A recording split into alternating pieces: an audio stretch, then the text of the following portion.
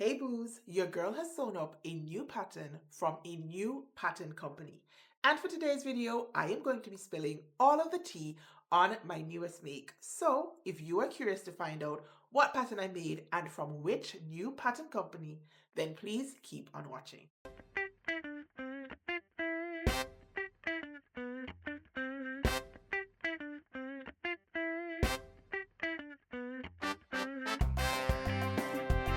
Hey Stitches, it's your girl Kris. Welcome if you're new or welcome back to the channel. Happy whatever day you happen to be watching this. It is Sunday when I'm recording and your girl has just gotten in from church. I decided to wear my Know Me, I think it is 2026. It is a pattern by Nefertiti and there is a full review. Is there a full review here on the channel? There is some sort of review here on the channel, so if I can find it, then I'll link it right here so you can go ahead and check it out. So I decided to rock this dress to church today. When I first made it, I was a little bit indecisive about where I could actually wear it, and I didn't think church would be one of those places. But I got up this morning and I was going through my closet and I said, hey, why not? Render your heart and not your garment. So I pulled this baby on and I went to church, and now that I'm back, I am just thankful that Jesus loves me. Trust me. I really, really am thankful. Anyways, I told you guys that I am going to be reviewing a new pattern from a new pattern company. Do you have any idea whatsoever what this pattern might be? Now, if you follow me over on Instagram, then you would have seen me and my girl Diana sewing up this pattern on an Instagram live. Now, that should push you one step further in the right direction. But if you still don't know, I am talking about the Minnie Sweatshirt by Fashion Therapy Patterns. Now, before I show you this sweatshirt and before I start babbling on about this pattern, I think your girl needs to go and get a little bit more comfortable. So give me a couple minutes and I'll be right back. Right, loves, so I made the switch and I'm feeling much more comfortable now, but Jesus, it is hot. Why is it only 9:41 and I'm roasting already? And I do have to go ahead and cook. So it's going to be me and the heat battling it out in my kitchen for the next couple hours. But first, let us talk about the Minnie Sweatshirt. So I do have my computer in front of me. So if you find that I'm looking down a lot, it's because I am perusing the site as well as the instructions so I can be 100% sure that I'm giving you guys accurate information.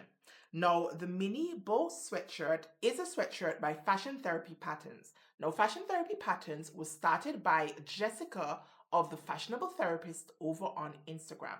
Now, I have followed Jessica's sewing journey for years, and I was excited for her when she started sharing her patterns.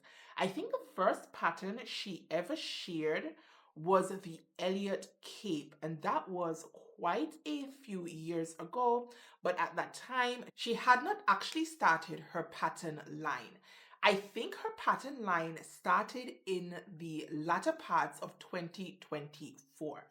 And so she has released the Minnie Sweatshirt and she also has released an accompanying sweat pant pattern. No, they are not available as a bundle. You have to purchase them separately. The sweatshirt pattern retails for $20, but it is currently on sale at 25% off, so it's down to $15. At least it is at the time of recording. Now, in terms of the sweat pant, it is usually $15, but it is also on sale and is currently $10. Now, I'm not going to be talking much more than that about the sweat pant because I did not make them. I do not have that pattern. All of the focus is going to be on the sweatshirt pattern. Now, the Minnie Sweatshirt is a PDF pattern only, and it does accommodate sizes from an extra small to a triple XL. Now, in terms of the sizing, it is a little bit difficult for me to share the sizing with you guys. Let me explain why. Now, when I was perusing the pattern instructions, and I actually looked at the pattern instructions because I wanted to form an opinion on the pattern instructions so that I can share it with you guys. And the pattern instructions, you guys, does not include any sizing information. And I feel like that is one of the drawbacks, if I'm allowed to say that, of this pattern. Now, when I went on the website, I was able to pull up the sizing. It was a photograph that accompanied, like sometimes you get photos of the patterns made up, there was a photograph included of the sizing. Now, based on that photograph, I was not able to see the body measurements in inches so far as the bust is concerned, but I was able to see it in centimeters. Now, I guess I could have done some quick math to figure out the conversion from centimeters into inches, but I didn't do that, you guys, because I was able to see the finished garment measurements in inches. Now, that is the one thing I would definitely recommend that Jessica reviews, and it is the sizing information. I think it is very, very useful to have the sizing information in the pattern instructions. It makes it easier for us to figure out what size we want to start with, and I shouldn't really have to be running around trying to find the size chart. For me, I want to be able to just go into my instructions and find that very near the top of my instructions. Now, when I look at the finished garment measurements, so far as the bust is concerned for an extra small is 46 inches. And for the triple XL, it is 57 inches. Now, I am a 41.5 inch bust, and so I decided to sew up the size small. The size small is for a bust of 47.5 inches. I probably could have done the size extra small, but I am aware that this sweatshirt is designed to be a little bit more loose fit and relaxed, and I still wanted to pay homage to that. I wanted it to have a little bit of a more oversized, relaxed fit without being too big on me. No, so far as the waist is concerned, the size extra small is for a 33.75 inch waist, and the size triple XL is for a 39.25 inch waist in terms of the finished garment measurement. So I feel like maybe the waist could have been a little bit more inclusive. I'm not sure if 39.25 is a good um finished garment measurement so far as waistlines are concerned. I would be really, really curious to find out what you guys think. What do you guys think a good size inclusive pattern should be? I really, really do not have any clue, but I would be intrigued to know what are your thoughts. Now, for the waist, 33.75 inches is my waistline, and so that would not have given me any ease at all. And so I decided to blend out my pattern to a medium waist, which gave me a finished garment measurement of 35.25. And I'm really, really happy with that for my finished sweatshirt. So again, when it comes to sizing, it's not the easiest to find in that it's not included in the pattern instructions. But if you just pull up the pattern on the website, then you can go ahead and check out the sizing. Now, when it comes to the instructions, I did have a read through and I found them to be simple enough to understand.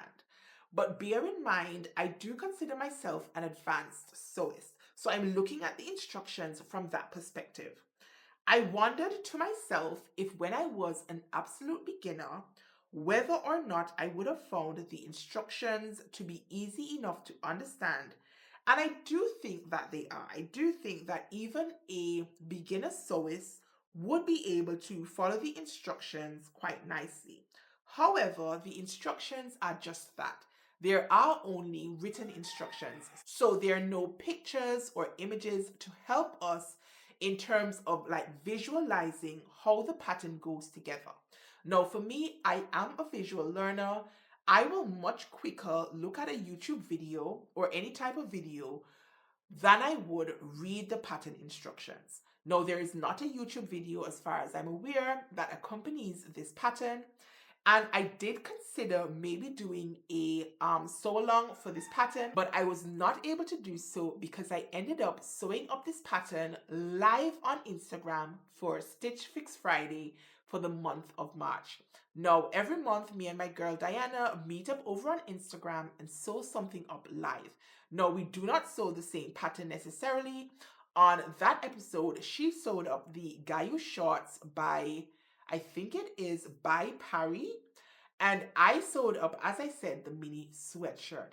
Now, if any of you guys are interested in this sweatshirt pattern, I am aware that the seasons are changing and maybe now is not the appropriate time perhaps to put out a tutorial on a sweatshirt pattern. But in the event that you would like to have one, then drop me a comment down below and let me know. So back to the instructions. So there is no picture or images in the instructions. And I do think that that would have been a little bit more helpful, especially for beginner sewers. Sometimes you read an instruction and it doesn't quite make sense to the brain. But then when you see it, you say, ah, I understand now. And she does have little headers so you know exactly where you're constructing. So the main body, for the sleeves, for the bows, and that sort of thing. And I do appreciate that she has put a distinction between each part of the construction process. It means that maybe you don't need help with the main bodice, but you would appreciate a little help with the construction of the sleeves. And so you can find it very easily in the instructions which part of the construction you want to actually read the instructions for. So that is one positive about the way she has gone about setting out her instructions. Now, the seam allowance for this pattern is 1/2 inch, except for the neckband, which is 3/8 of an inch. Now, you guys, how do we feel about changing seam allowances midway through a project? On the one hand, I think it is useful, especially for areas such as the neckline, because it reduces the amount of bulk, obviously, at your neckline, and it reduces your fabric wastage. Because if you use a 5/8 of an inch seam allowance, it's usually a little bit more difficult to get your neckband pieces on. Granted, you do have to stretch your neckband and you want your stitching lines to line up, not necessarily your cutting lines. And so the bigger the seam allowance, the more difficult it is. So I do appreciate that she has given that a little bit of thought, and she has reduced the seam allowance to 3/8 of an inch at the neckline. However, if you do not look carefully in your instructions, you might miss it. So somebody like me, I consult usually when I pull out my pattern instructions, if at all. I'm just checking to see what the seam allowance is if it's not a pattern company that I'm familiar with. Like for the big five, I don't check at all. I just take it for granted that it's 5/8 of an inch and that is what I'm using. So if perchance the seam allowance changes, sometimes I don't figure it out until after I have made a mistake.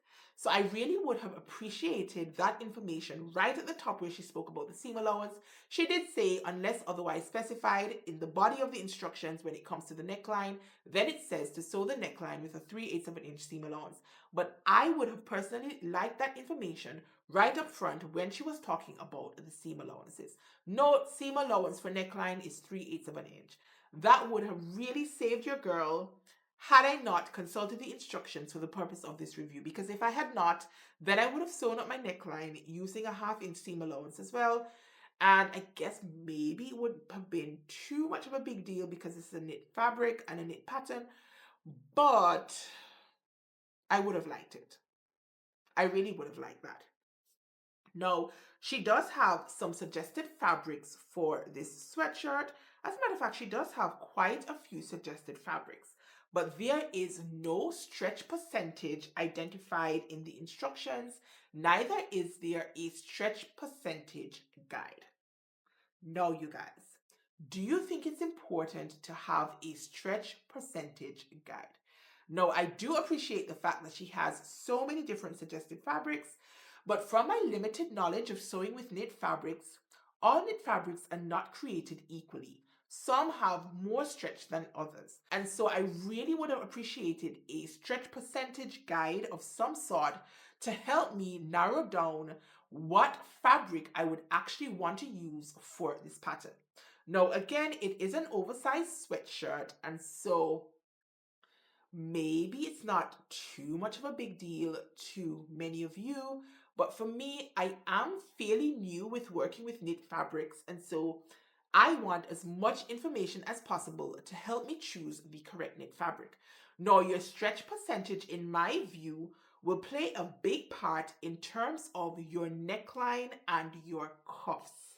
Maybe not for the body, maybe it's not a big deal if it's an oversized fit, But when it comes to the stretch of the neckline, you want to get it on over your head. You want to make sure that you can get your cuffs up over your hand and onto your actual wrist area. And maybe if your fabric doesn't have a lot of stretch, you might find yourself in a little bit of trouble so far as those areas are concerned. Additionally, I have found that the recovery of the neckline and how your neckband sits when you have installed it does change depending on the stretch of your fabric. If you're working with something that doesn't have a lot of stretch, in my opinion, if your neckband is not smaller than your neckline or sufficiently smaller, then you find that the neckline like pulls away. Your neckband doesn't fit nice and flush towards your neckline. So I really would have appreciated some sort of stretch percentage or a stretch guide. It is not in this sweater. Now, when I was actually constructing my sweater, I pinned my neckband onto my neckline and found that it was just the right fit. And I sat for like a minute or two, going back and forth in my mind whether or not I should leave it as is. I didn't, you guys. I actually shortened my neckband by a whole inch because I have found that a smaller neckline that is stretched to fit the circumference of your neckband just fits a little bit more pleasingly to your neckline than when it is the same size. Now, I did go back and double check that the size of the neckband that I had cut out coincided with the size of the neckline that I chose, and it did. So I'm not sure if when she was drafting out the neckband piece, if it was intentional that it was the same length as the circumference of the neckband, but I personally don't think that that is a great idea. Maybe that's not a big deal. I'm not a pattern drafter and I don't work with knits enough in order to be too critical about these things. I am just sharing my observations, and I do not in any way, shape, or form intend to pull down the pattern designer or the pattern at all. I'm really hoping that Jessica and whoever else happens to be watching this video sees this as just constructive criticism to help us maybe improve the patterns as we go along. I really do want my girl to succeed. I think she's off to a really, really good start. But as somebody who sews frequently, I feel like I have something valuable to add to the conversation, and I'm hoping that it's coming across in that way. So I just had to pause just to say that whatever I say is not meant to be shade in any way. It really is just meant to help those of you who might want to sew up this pattern. And hopefully, Jessica will see my video and she will take from it those things that might help her to improve her patterns and her instructions in their entirety. So I just needed to say that. So what was I talking about again? Right, the stretch percentage. So as I said, I shortened my neckband by 1 inch and I stretched it just a little bit to accommodate the circumference of the neckline. And I do find that the neckband sits quite nicely. So I'm really, really glad that I actually went ahead and did that. Now, when it came to attaching the cuffs, however, I found the cuffs to be too small. And it's probably just again because of the fabric that I chose. I did not feel like the cuffs stretched enough to accommodate the circumference of the sleeve. And so what I ended up doing, I ended up running some gathering stitches around the circumference of the sleeves. That is not what the instructions say to do, but I did gather them quite, it's just like an ease stitch, I guess. And I just found that that helped me to attach my cuff much easier. Now, since we're talking about the sleeves, I may as well tell you the adjustments that I did to my sleeves. I did do a 1/4 inch forward shoulder adjustment on my sleeve because I had to do the same adjustment to my front bodice piece. And I went ahead and lengthened my sleeve by 1 inch. I looked at it, I measured it, and I thought I could use some additional length. And I went for my go-to of 1 inch. However, having made up my sweatshirt, I feel like I should have done an additional inch. I don't like when my sleeves stop short of my wrist. I feel like it needs to be significantly shorter, like just about like elbow length or 3/4, or it needs to be down at my wrist. Anything in between just sort of makes me feel like I'm wearing my daughter's clothing, even though that's not the case. I don't fancy the bracelet length, and that is where my finished sleeve has ended up as a bracelet length. So in the future, when I make this pattern again, and I will be making this pattern again, I am going to go ahead and lengthen the sleeve by another inch or inch and a half or so, just so that it comes all the way down to my wrist. That is personal preference. If you are shorter than I am or you have shorter arms, you might not find this to be the case. You might find that it hits you where you want it to hit you. But for me, I do have longer arms, and so I would definitely go in and lengthen the pattern a little bit more. All right, so let's talk about the alterations I made to the pattern. I've already told you what I did to the sleeve. Now for my body's front, I did do the 1/4 inch reduction between my shoulder and my bust line. I do have forward rotated shoulders. You hear me say that all the time. And when I take out that 1/4 inch, it just shifts the seam line at my shoulder forward by a 1/4 inch. And for me, it makes the seam line land on my actual shoulder line. If I do not do this adjustment, I find that my pattern pieces slip towards my back and my shoulder seam doesn't actually sit on my shoulder. I also did a 1/4 inch sway back adjustment on my bodice back piece only, and I did a 3/8 of an inch sloping shoulder adjustment. Now I typically have to do 1/2 an inch, but for this pattern, I only had to do 3/8 of an inch, and I'm quite happy with how it fits at my shoulder line and at my arm side. Now the finished length of my sweater it's short. It's not cropped because it doesn't show my tummy, but it is short. It lands just below my waist. I find it to be a pleasing length on me, but I will consider doing a longer length for future versions, just depending on what I want to wear my sweatshirt with. Now the pattern is designed to have, I think, 20 bows scattered throughout the bodice and on the sleeves. I decided to only make up 2 of those bows. Why did I do that? Now, I do think it's cute on other people having all of those bows, but for me and for my preference and for my lifestyle, I just felt like so many bows wouldn't work for me. And I decided I still wanted to put some bows on it because I still wanted it to look like the mini sweatshirt, but I decided to use just 2 bows. I'm going to show you where they are in just a second, but I'm really happy with where I chose to put my bows. Let me just grab my sweatshirt so I can show you. Right, guys, so I have been talking and talking and talking, and this is the first time that you're actually going to see my finished garment. So this is my finished sweatshirt, and as you can see, I opted to put one of my bows right at the neckline, and for my second bow, I actually put it on the cuff.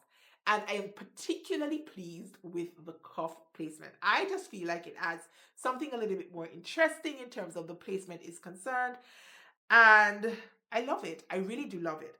Initially, I intended to hack this pattern to have a side split, and then I was going to attach one of the bows at said split. But again, I was sewing it up live, and we were talking and laughing, and I was working, and I was moving with momentum and forgot that I actually should not have closed up my side seam. Of course, I had already finished off my side seam with my serger and trimmed down the side seam, and I was not about to go ahead and unpick it. And so I had to figure out something different to do with my bows, and I'm actually happy that it turned out this way instead of that way. So let me just pop her on and give you guys a better look. Right, so this is my finished mini sweatshirt. Isn't she cute, you guys? You can see that I placed my bow at a sort of slanted position on my, this is my chest. This is above my chest, between my shoulder and my chest. Now, initially, I wanted it to go this way. And I put the marking for the centerpiece on my shirt so that when I sat down to hand sew it on, and yes, I did hand sew it on, I would know the placement. But then when I pinned it on, I was looking in the mirror. When I was sewing it, I was looking down at it. And when I placed a bow, I placed it in the opposite direction. Now, having discovered that after I had hand sewed it on, your girl was not about to go ahead and unpick that hand sewing to do it again. So I just decided to leave it as is, and I feel like it looks cute. It's just not what I initially intended. The stripe of the bow actually runs into the stripe of the bodice, And so I find it to be pleasing, but I did want it a little bit more offset in the opposite direction. Now, as I said, in terms of the second bow placement, I placed it on my sleeve, and I'm much more likely to actually wear my sleeves pulled up a little bit because they are too short. Now, it means that my bow is not going to end up in my tea or in a bowl of soup because it is pulled up on the arm, and I just feel like that adds something a little bit more chic to this look, and I really, really am happy with the placement. Now, I probably could have put one on either side, but I didn't want to do that. I wanted to have like this asymmetry. Is it asymmetry? Asymmetry, asymmetry, whatever. I wanted to have all of the bow concentration just on the one side, and I like it, you guys. So let me know down below in the comment section, what do you think of the bow placement on my mini sweatshirt? Are you here for the bow placement? Should I have considered doing more bows? Should I have just done one bow? Should I have done a bow on either side of the sleeves? Let's talk about my bow placement down below in the comment section. I should say, when I was cutting out my fabric, I had ordered 3 panels of this fabric. Now, silly me did not realize that 3 panels did not necessarily equate to 3 yards of fabric. So when I received this fabric, it was part of my December fabric haul. I'll pop it in right here in case you want to see all of the other goodies that I had picked up during that haul. And I was trying to figure out what could I actually make with this knit fabric. I thought it was really, really nice, and it actually fits in with that aesthetic that's trending. Is it like the sailor aesthetic? Something like that, you know, when you have all of these stripes, this nautical type of theme. And I really, really did like it. But I wanted to use these stripes in a pleasing way. Now, despite my best efforts, I was not able to get all of the pattern pieces cut out so that they were symmetrical.